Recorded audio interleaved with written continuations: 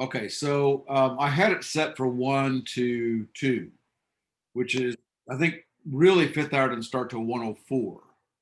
So I'm kind of ripping you off there. So instead, because I can't make it by 1 now, I'm really having to rush. Let's go 110. But I know that if you're virtual now, they're being a lot more specific about, like, or at least they were, unless they backed off, that you had to go to so many virtual classes a week. We do 5, so we got that covered. We do 4 live and 1 taped. Although I may be able to now do 5 live because this time, because from 1, if I do 110 to 2, that's 50 minutes, but we should be able to get done. We don't have all the classroom, crap you have to do. We don't have to worry about that. So from now on, let's start at 110. Okay. You can join at 1, but I'm not going to. I might be able to be here at 1, but I'll probably be more like 110. So 110 will be the time that you need to be there. Okay. 1 from now on, 110 till 2. Let me make sure my volume's up. Now, does that comments on that? 110 to 2. I think 4 to 5 worked well for some people, but a lot of people it didn't work for. And the thing about this, what I asked them for was to give me, because I could not take roll, I couldn't help hold anybody accountable. A lot of you came anyway, but you weren't really kind of required to come first semester. And it's not like in virtual that you're required to be every day, but I think they were saying in a letter we got yesterday, they said that you have to be at least to 2 sessions a week. Now, I know that it's being recorded right now, so I know that you can tape, that you can just watch the recording, and we have schedules. Some of you work, whatever. We'll have to take those on a case by case basis. But I think what they were saying was required 2. So not every single day. You ought to be here every day because it's like missing class. It makes it much more difficult. You can watch the recording, I guess. All right. So we're going to go 110 from now on, 110 to 2 o'clock. And what do I got? I got 1, 2, 3, 4. I got 13, 12 of you here. That's fantastic. I think I have about 18 or 20 virtual kids. Some kids probably didn't get the message, so we'll get them taken care of. I'll email them. But I'll tell you what I'm going to do. Maybe I should just take a screenshot. Let me put this on my lower screen here. And I'll take a screenshot. That way I know that's kind of my attendance. So I'll do it now, but normally I would, like at 1:15, I'll do my screenshot. And that'll tell me who's all here.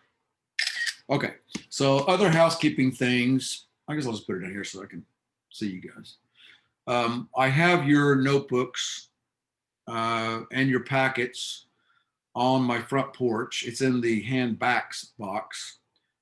Now, I also have out in the handouts box, I'm going to put that in today, packet 4. Okay, there is no packet 3. Packet 3 was eaten up by packet 2. We just extended packet 2 instead. But I always start second semester with packet 4. So packet 4 is available. The paper copy, there's also all the PDFs are on the new Canvas. Oh, I know what I can do. Let me put the chat up there. So let me go to gallery view. Okay. And then chat. Oh, well. Fine. I got too many screens. All right. So that's on the front porch. If you just want to do PDFs, you can just print them off and knock on my front porch. But you need to come get your papers from last semester anyway. After a couple of weeks, I guess I'll throw them away. Not your notebooks, but I'll throw away your papers, your packets. It just keeps cluttering everything up. Okay. All right. And what other housekeeping before I share the screen? What else we talk about? Oh, I'll do that one. Okay, let me go ahead and talk. Let me go ahead and share the screen, then I'll talk about some of the stuff we talked about in class. Cable share. Okay. Oh, okay, that's what it goes up there. Got it. Okay. Uh-huh. I can, yeah, and if you don't, those that are new to this, since I'm putting this on YouTube, I can't have your video up. That's just FERPA violation.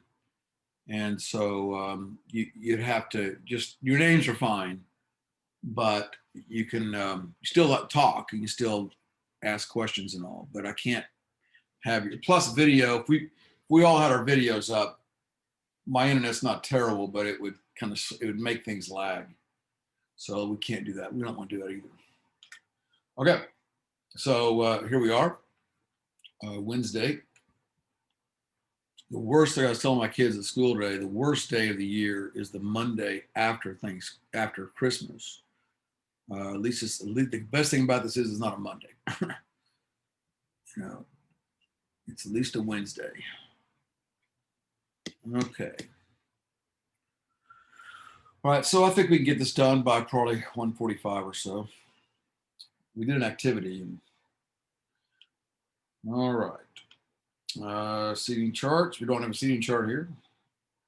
Well, this is on the new. It's in Facebook, and it's also on the new Canvas.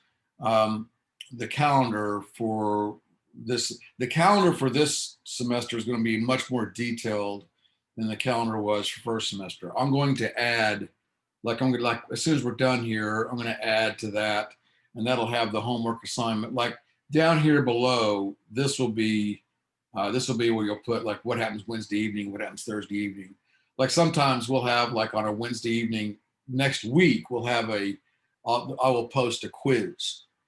And then that quiz will be those quizzes. Remember, we started off the year doing that, and I kind of blew it off because we're having so much trouble. Mostly is because of Canvas, I think. But so we'll try it again now that we're a little more familiar with Canvas, and that's all automatically graded. It'll be like 5 questions, but instead of being worth like 5 points, it'll be worth like 25 or 30 points.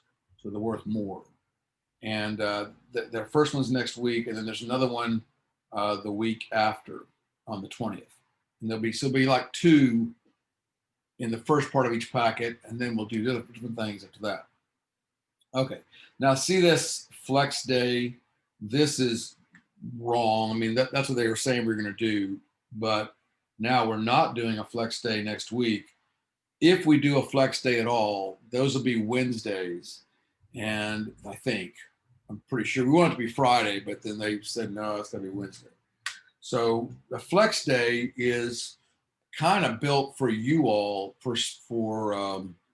I think it's built for everybody, but it's built with the virtual student in mind because it gives us a chance to have a virtual time, which we already have, but I guess other teachers, it allows you to come in person in the morning if you want, or anybody can come in, and we have like an hour of in-person time. We're kind of playing catch up, or I'm working with you on assignments, or say it's a take-home test or something we're working on.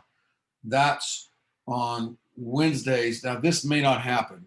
We're gonna have a faculty meeting this Friday, day after tomorrow, about this and decide if that's what we're gonna do. We may just blow it off. I go either way. The bad thing about it is that I would lose yet another day of instruction. I'm already 3.5. I checked last year, and what we were talking about before break is what we were talking about at Thanksgiving in 2019, fall 2019. So we're crazy far behind. I'm not worried about it. I'm not freaking out. Here's my solution to that. I'm going to teach through June. We're going to have physics all the way through June. Now, I know that I know you're saying, what, are you crazy? Okay, no, I'm not crazy. I'm not requiring that you're going to get a grade in May, at the end of May, and that's it. But if you're going to take AP Physics next year, if you're a sophomore or junior, you're going to take AP Physics, then I have a couple choices. I could push it. I could just force it down your throat and just go fast. Or, which I have 35 years of evidence that doesn't work. It's a disaster. Kids drop out. They just give up. They think, well, they'll have to. No, they won't. They're not going to pull themselves up by their bootstraps and pluck on and get it figured out. No, that's not going to happen. Some will. Most will say, forget it. I'm done. I don't understand it. I give up. Boom. All right. So that doesn't work. So I'm going to push you guys and the kids in class to the limit that I think they can handle. I mean, I'm judging by what they do in class. I'm going to give you something every day to challenge you, a puzzle that you got to figure out, and we're going to learn. And then at the end of May, I'm going to say, okay, here's where we are. Here's where I need to be. And then I'm going to have extra sessions twice a week, 3 times a week in June, like this. Okay. And whoever wants to come can come. I'll tape them so you could just maybe watch it later, or you could be live. I will still test you, not like take home tests and all that, but you'll be tested in June, mainly so I can tell if what I did got through to you. Do you get graded? No. I mean, I'll write it down for you. It'll look good on a recommendation. This kid gave the extra month, didn't have to do it, still came to physics. I mean, that blows colleges away when they hear something like that. So, I mean, there are benefits to you if you continue to come in June. Why would I do it, right? Why am I going to give up my summer? For one thing, I like to teach physics, but the other thing is my plan is to continue to teach when I retire, right? Through Ask Me Tutoring, through my company. And that will be me and my partners, that'll be a good way for us to test the system, to see if it works, to see if you can really teach physics without any physical presence, just live or taped sessions. Like, we'll do activities, I'll give them ideas, and so you can still, and the cool thing is, that's the best physics of the year, is the last month of physics. And I hate it that we're not going to get to it. So we will get to it, but it'll just be virtually. Okay. And maybe you can only come to a couple of them. Maybe you said, I ain't going to do that. Forget that. I'm done with physics, which is fine. If you're done with physics in May and you've said, I've had enough physics, I never want to see physics again, then great. Then don't come. But if you're going to go on and do an engineering major, or you're going to be a physics major, or whatever you're going to do in college, or you're going to take AP physics, then it really behooves you to come and to keep learning. It'll be relaxed. It's summertime, right? Yeah. So that's my plan as of January. It may come May and I say, no way, I'm out of this. I'm done. So that certainly generated a question. Who has a question? We talked about this today in class. So I'm not just going off on a tangent.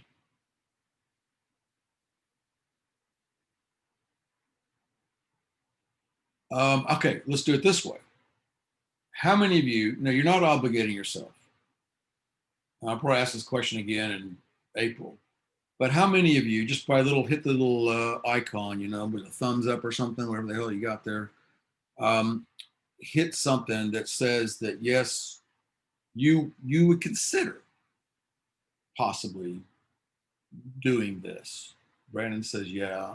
Ayo says, okay.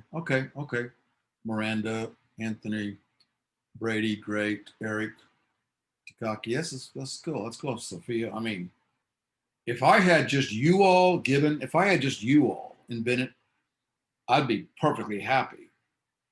If I had just 10 students, I'd be ecstatic. So, okay, thank you. I know you're not obligated, but that does encourage me. Okay, anything else on this calendar worth looking at? Our first test, in-person test, is the 28th of January. It'll be like a typical, like test 1A, test 2A, same idea. For virtual, for you all, you will get the test. You'll get a PDF of the test. Okay, you're not going to come by the porch and get it. You'll get a PDF of the test. It'll be emailed to each virtual student. Okay, at 3 p.m. I don't know why I said 3 p.m. Maybe it'll be 1 p.m., but probably 1 p.m. I'll change that. I don't know. Anyway, in the afternoon on the 29th of January, you'll get test 4A, a PDF of it that's two-sided, emailed to you. And I suppose I'll put some on the front porch if you just want to, if you don't have a printer or you don't want to print it off, you then could still come to the porch, or you can come by my classroom if you're up at school for some of the time and pick it up, but not until after the day after all the in-class kids have taken it. For obvious reasons. I don't want the PDF floating around the internet and then a kid misses Thursday and then, and then misses Friday and whatever. I guess they could pull that. No one's going to do that. They don't think like that. I hope not. And then on the 30th, I would need a paper copy. You could, if you could not get out of the house for whatever reason, you could not come to drop it off on my porch. If you can't do that, then you'll have to PDF. You have to send me a PDF. Then I'll have to print it off. It's just not as good. And I'm trying to then grade because I have to have a paper copy to grade. I have to be able to write on it. You know what I'm saying? So preferably turn them into my porch. So the only time you have to come by and pick up your notebook, I would think you'd want to get that in the next couple of days. But then you won't be coming back to my porch until the 30th of January. Okay, so I'm trying to limit, how many times you got to come to my house.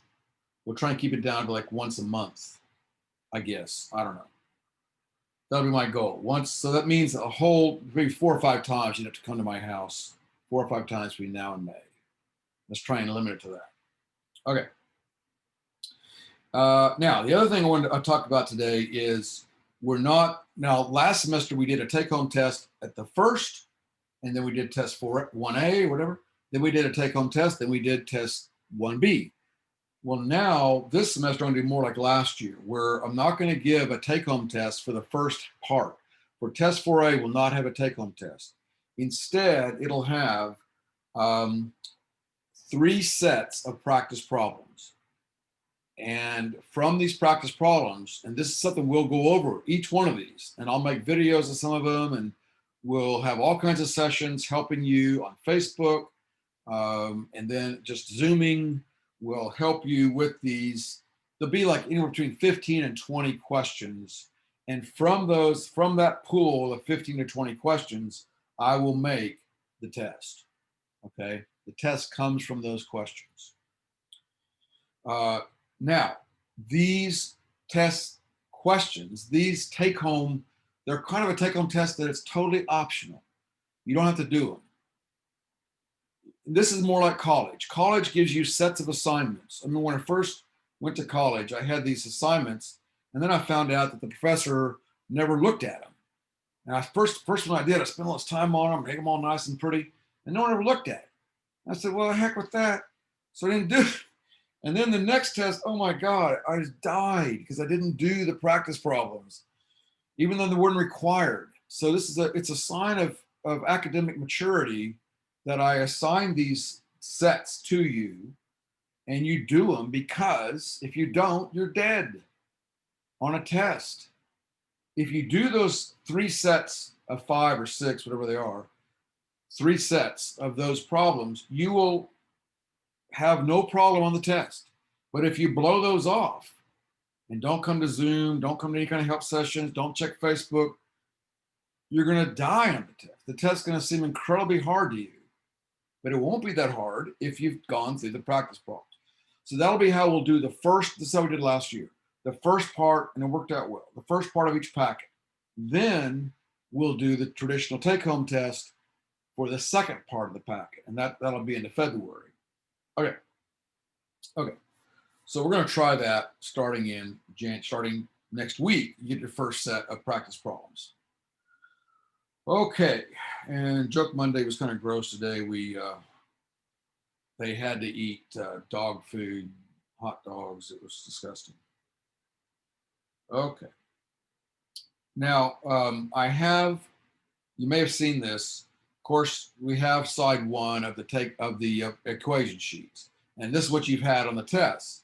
Well, if we had taken test 2B, we would have had side 2, and you would have had side 3 to use on that test. But we never took test 2B because of the snow or whatever it was, whatever tragedy was going on. So over break, I made side 4, 5, and 6. I wanted to point that out.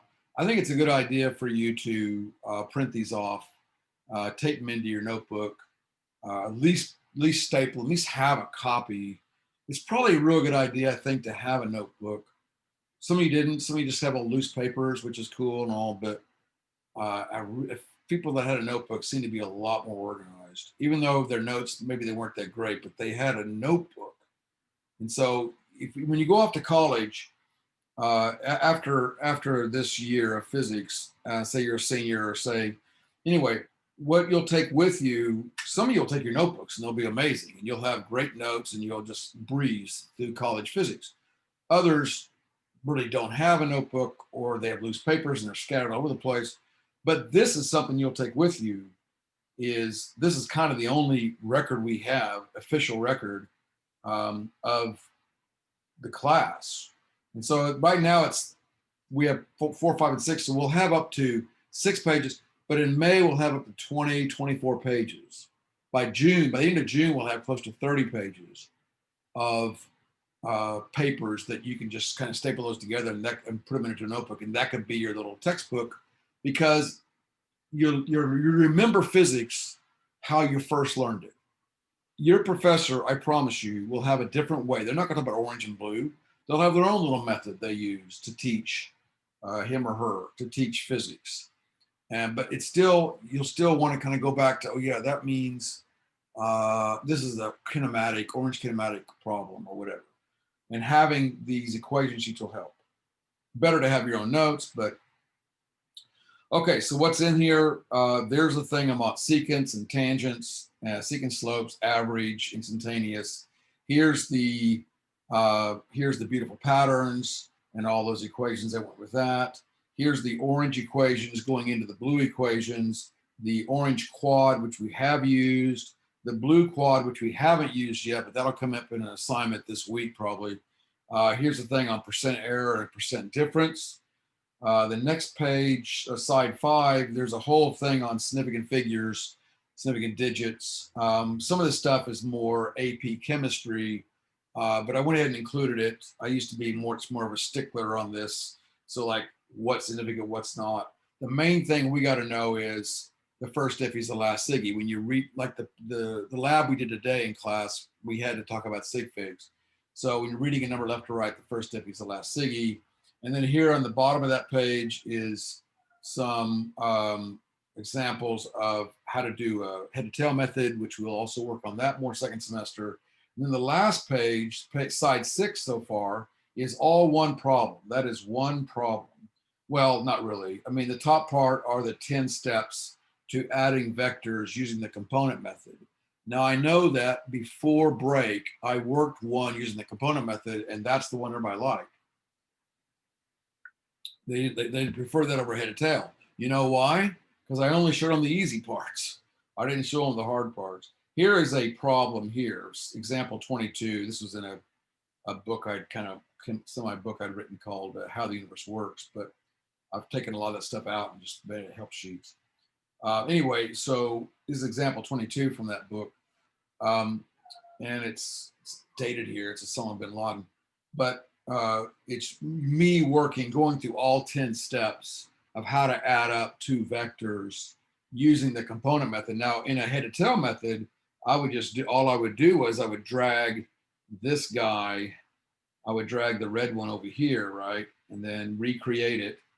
And then the resultant would be, say, purple, would be from there to there. The problem with that method is it's good visual, it's very good visually, but it's not as precise. Like if we need 3 SIGs, head to tail method is going to be really hard. You're going to need AutoCAD to do a good job on that. And so so head to tail is not practical when you need more than 2 sig figs. Okay. So this one looks like we're going with 4 sig figs on this one. So see right there, I got the answers. Yeah, 4 sig figs in the answer. So it's a harder method. It's more tedious. If you want a quick and dirty combining like 7 vectors, boom, boom, boom, boom, boom, head to tail is the way to go. The slower way is stack and rack, but more precise. Okay. And this is the way computers do it, right? Because computers can't handle arrows.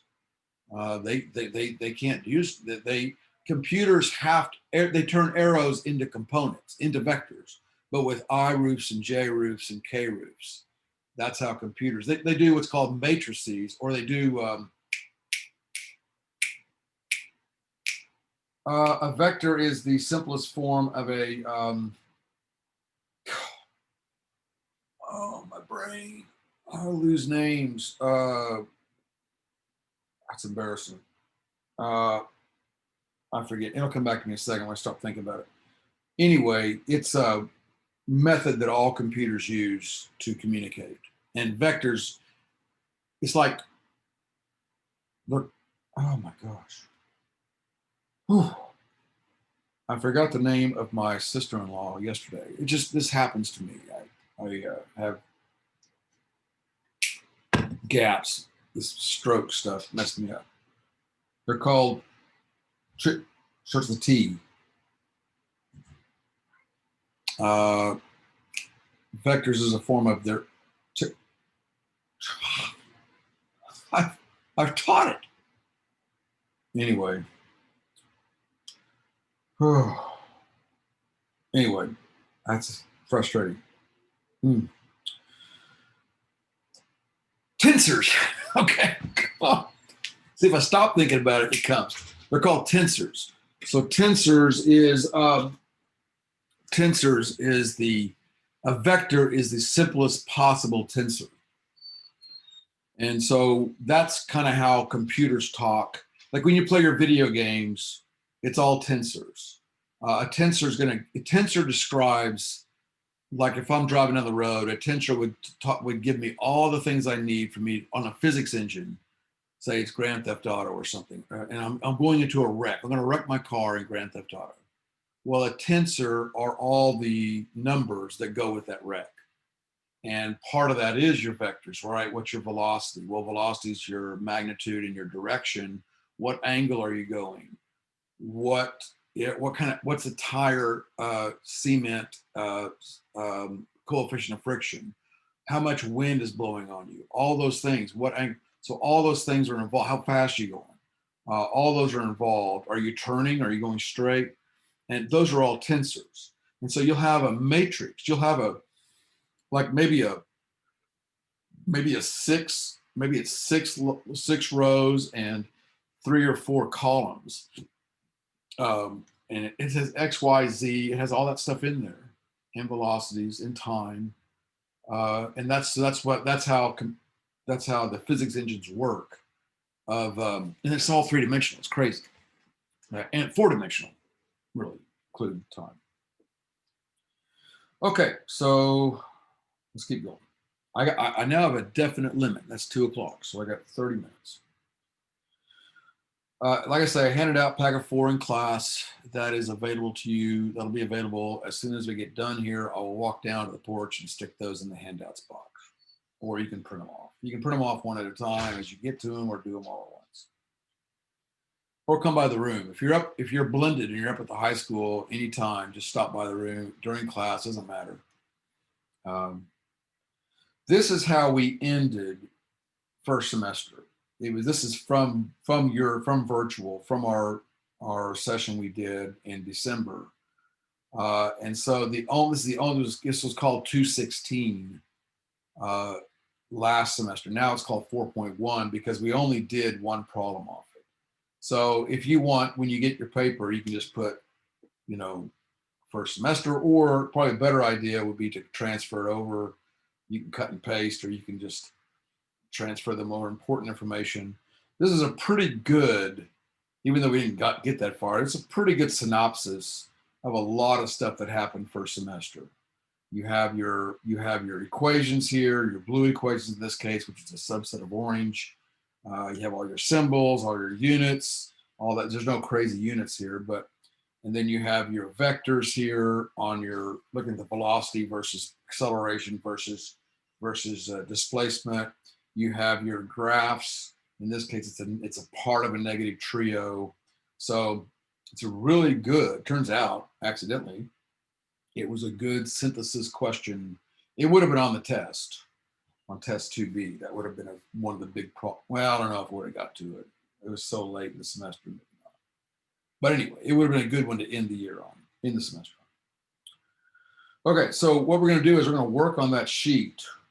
Let's go ahead into virtual here. We're going to work on that sheet. Now, what we did in class, we did two main things. And by the way, I'm going to go ahead and give you the homework before I forget. So let's skip over the homework for a second. Okay, on the to-do list. Now, once again, here's a conundrum I got to figure out because I'm really going to push stamps in class. And this time they were dolphins last for packet 2. For packet 3, the little doggy. It's a little doggy.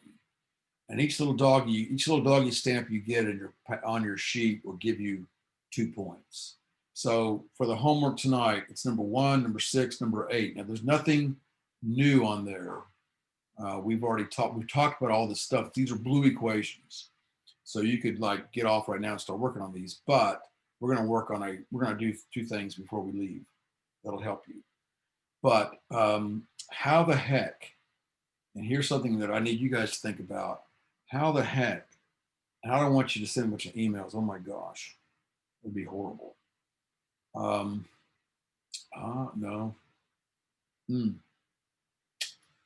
I don't know how I'm going to do doggies with virtual kids. Last time what I did was I said, well, as long as you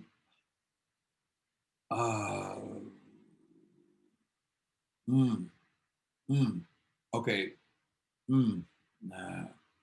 I said, as long as you included that sheet in your packet, then I would have later and retroactively gave you the points for the doggies.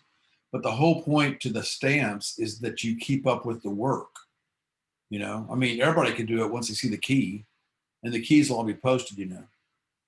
But the whole point is you're working on it as we go. That may just not be able to be a part of, which is too bad because it's a lot of points. I mean, it wouldn't hurt you. It wouldn't help you, though. It really helps some students, and it really kind of keeps them honest. I don't know if I'll have a way to keep you guys honest. I mean, the fact that you're here is pretty cool, but I mean, like, keep you up. If you don't keep up with physics, a little bit at a time, you know, little nuggets of physics aren't bad to eat, but feasting yourself on physics is a horrible experience. So I'll try and think of a way to give you guys incentive. And it's not like these are extra credit. I mean, they've got to do it. So I'll try and think of a way and if you guys can think of something, that's cool. All right. Okay.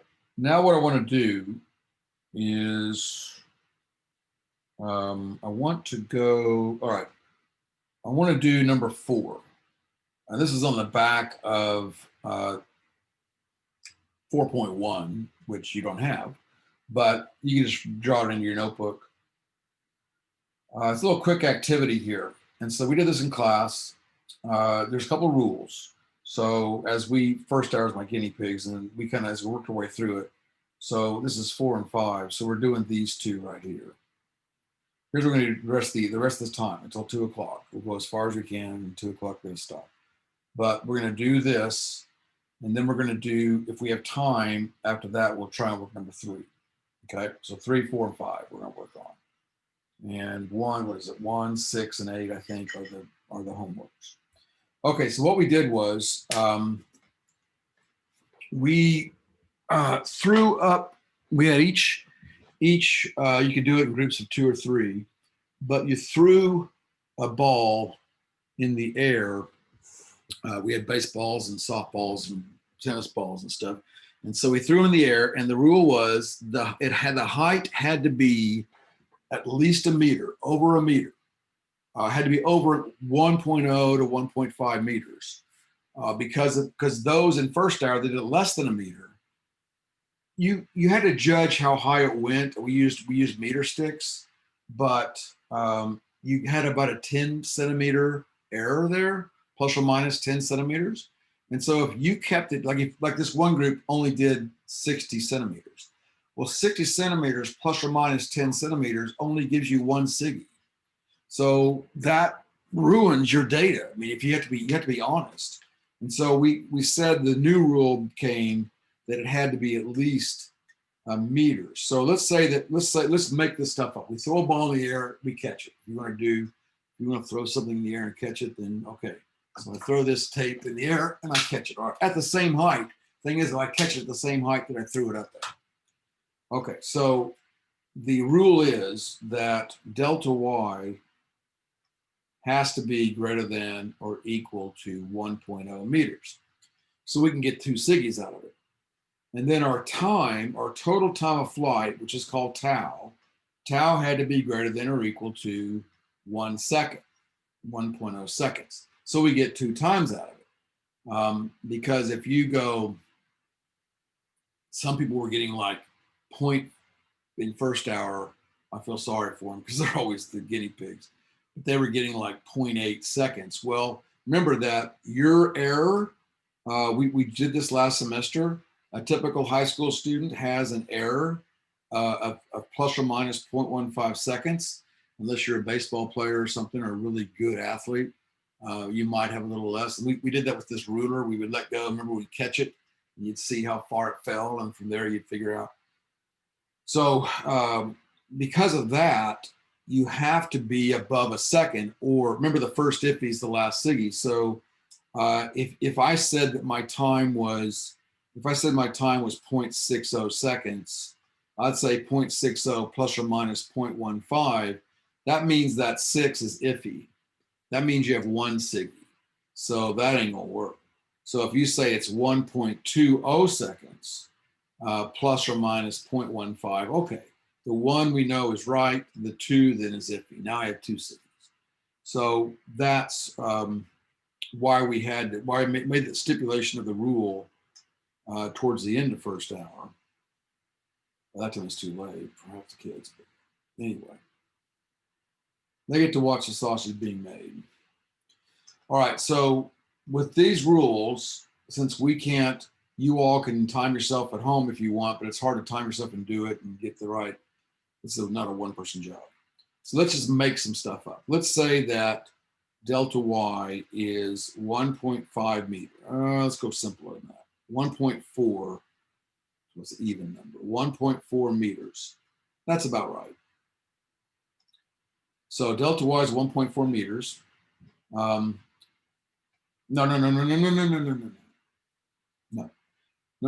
Wrong. When I throw this in the air and I catch it where I threw it, what's my delta y? 0, right? Because it took off and landed at the same height. So delta y is 0. So we have to say, instead of delta y, we have to say height, h. So our height is, let's say, 1.4 meters. Okay. And then I'm gonna get myself in trouble if I make up a time. Daggone it. Because I can't just arbitrarily say, I could say, well, my time is 10 seconds. Well, what am I, on the moon? I mean, gravity is gravity. So you're kind of stuck. If you come up with a height, that's going to dictate a time. But since I'm not doing it here, I don't have that. Let's see what I can do here. There's some things I do know. We're going to use blue. We're going to use blue. And maybe I told my kids today that I think we could do it without the time. Let's try it. Let's see what happens. I know so I know that G, I know what G is. G is 9.81, and I'm going to round that to approximately 10. Keep it something, it's a graph sketch. 10 meters per second squared. I can use the blue equations, all right? I'm trying to plot it. Now, I already know one of these graphs, right? If you're sketching this and you're at home, one of the graphs, that's negative G, okay? So I know that stays. This is a trio. Remember, in a trio, this graph is flat. This graph is negative linear, and this graph is, in this case, negative parabolic. So this will be my tau. I'm just gonna, it's a sketch here. So this is my tau. Okay, so dot, dot, dot, dot, dot.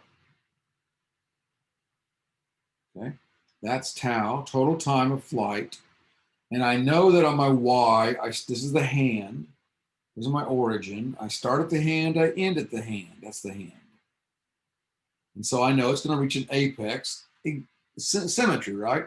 Exactly halfway in between, I'll reach my apex. So you should be, idle hands is the devil's workshop. So you should be sketching this stuff, keeping your hands busy while you're listening, not just sitting there in bed zoned out. You need to be drawing this stuff out. Okay, I think I'm going to make it so that you guys can share the screen. So I'm going to say, hey, somebody else share the screen. Not right now, but next time. So it'll be a little more, right now I have it as, what do I have it as? I don't know, I don't see it. But anyway, I'll try and make it so that you can share. Anyway, I'm also going to try and work on groups. So we can go in groups, break off into little groups, and then you can work on a problem and we'll all come back together. So I'm going to get better at this. Last semester was just triage. All right, so that goes up there. Okay, so there's my apex. So I can already tell you, I know the shape of the graph, right? Blah, blah, blah, blah, blah, blah. All right, so if this bottom graph, if this bottom graph is negative 9.81, I know that I have some V naught, and I know that this second graph is a negative linear, right? And it starts with the initial velocity, it ends the final velocity. That's my middle position right there. That's my half tau. That's called half tau. Okay, so my half tau time is my apex time.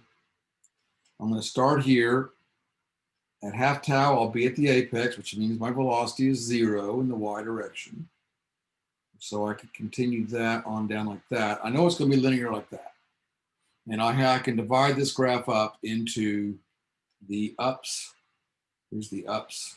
Remember this bow tie. Remember this bow tie from last semester? We keep going back to the same theme. I don't do themes just for fun. I mean, everything we do, we come back to, and we come back to, and we come back to. Okay, so there's the ups, and there's the downs. Okay. I know now. Oh no, I don't know. Because okay, I said that my height is 1.4 meters. So tick tick tick tick. Oh, this goes up like that. And I said I'm some arbitrary. I said okay, let's say it's 1.4 meters, and this comes down like that. Okay, that's symmetrical. And we said the apex was 1.4 meters. H is 1.4 meters. Okay. Now what I'm trying to, here's the hardest part of the problem.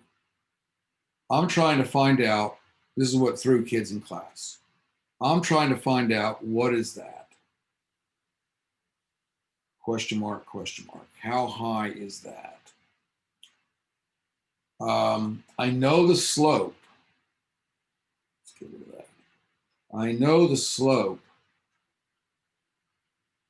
equals negative 9.81 or negative 10 approximately. I know the area is 1.4 meters. Because remember, the graph above tells you the accumulation of the graph below. So I know the area, the red area here is 1.4 meters. That's 1.4 meters. And I know the slope. And I know that area 1.4 meters equals 1/2 base times height. That's 1/2 half tau times V naught. But I have two unknowns. Hmm. Hmm.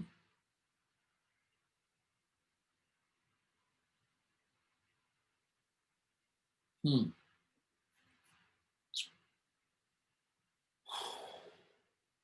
I know the relationship. I know that, okay, I know that when I take, oh, okay.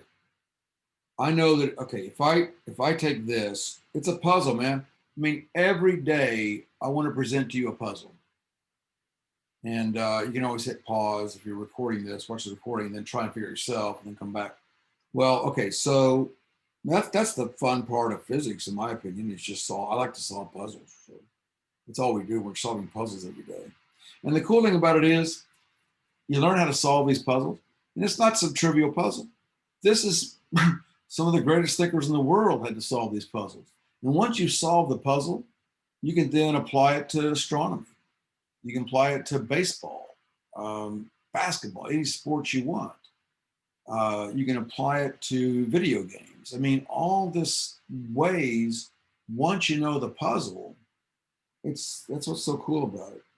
Well, 2.8, if I just take the units out, 2.8 then equals half tau times V naught. I don't know what each one of those are, but if I know one, I know the other, right? So I could just kind of make up a time. If, aha, okay, let's say that, let's keep it simple. And let's say that V naught equals 2. Well, let's say tau equals 1.4 seconds. Okay, so I'm going to say that the height was 1.4 meters. And then this, if I'm making numbers up, I'm not making numbers up, I think I'll be careful. I'm going to say then that the tau, the total time, is 2.8 seconds. 2.8 seconds. It's half tau, right? So half tau is 1.4. The total time is 2.8 seconds. Then I can tell you that the V naught, if that's the case, V naught is 2.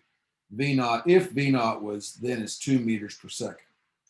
So if the timer, if in class today, they had measured that the height was 1.4 meters and the timer said that the time was 2.8 seconds, then they would do the math and they would find that the initial velocity was 2 meters a second. Okay. And if you say, well, I don't want to say that. I want to say that the total time was 2 seconds. Okay. Then the initial velocity, if the total time is 2 seconds, that means half tau is 1 second. That means the initial velocity must be 2.8 meters per second. I couldn't just make up a tau because I'm on Earth and I'm stuck on Earth. I can't, if I change the tau to say 4 seconds, then I guess I'm on the moon, right? In fact, you could, if you had a G's, like the moon's G is 1.6. I could, I got 10 minutes to go. Okay, I didn't talk about this in class, but we could also say, I go to a planet X and I want to know what the gravity of this planet is. So I take a ball and I throw it in the air and I catch it and I time it and I see how far I threw it. And from there, I want you to tell me what is the G of that planet. If I had time, I'll ask that question in class tomorrow. That's a pretty good question. If I do, then I'll talk to you guys about it tomorrow afternoon. But I like that question because I felt like today, I know it's the first day back and everybody's rusty and I'm rusty. And man, I just felt like they weren't getting it. And the activity helped, but man, it's like, what's all the stuff we learned first semester? Did we not? We forgot everything. Okay. I mean, they were great. I loved having them back and all, but it was kind of brutal there for a while, especially poor first hour. All right. The last thing we did, and we only got to this in I think one of the classes, but I'll go ahead and just throw it out there. We'll start it. I still got 9 minutes. We'll end at no, because normally I'm going to go from 150 to 2, so 50 minutes. Sorry, 110 to 2, 110 to 2. So we started here about 105. We'll end at 155. So I still got 4 minutes. I got 4 minutes here. A ball is thrown for, let's look at number 3. Let's start it. Okay, so number 3, blow this up. A ball is thrown vertically upward from the top of a building, and it's thrown up. And then I'll tell you what, at 155 we'll stop teaching, and then I'll turn it off, and we can just answer any questions you have. So I throw it up. V naught, my initial velocity is 12 meters a second. The tau here, tau is 9 seconds, total time of flight. And from that's all we know. And of course we know G, I guess. G is 9.9, not negative 9.81 meters per second squared, assuming we're in an MKS system. Yeah, meters per second. Question is, what's the velocity of the ball just before it's the ground? And what is delta Y? So delta Y is not from the apex. If you take this, I got 1 minute. So if you take this guide, you go, blah, blah, blah, blah, blah, blah, blah, blah, blah. It's going to reach some apex, right? Then come back down. But the delta Y is not from the apex to the ground. The delta Y is from here, from right here to the ground. That's my delta Y. Delta Y, remember, vectors don't care about the path. So that's delta Y. I want to know question mark. And then we also want to know what is the velocity? What is V final right before V final sub Y? Right before it hits the ground. Don't say 0. I mean, I know it hits the ground and stops ultimately, but I'm talking about the velocity right before it hits the ground. So those are the 2 things you got to find. You can use blue equations. This is not technically homework though, okay? Don't worry about it. We'll do it tomorrow. I just want to give you a preview. Okay, so let me turn this off. Stop the sharing. And any questions before we call her good? A lot of housekeeping today.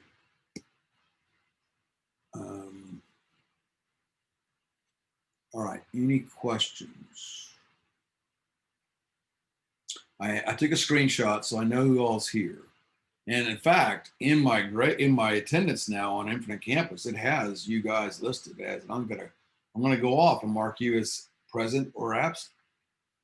So you're getting that at least. I don't know what you get for that, but you don't get. I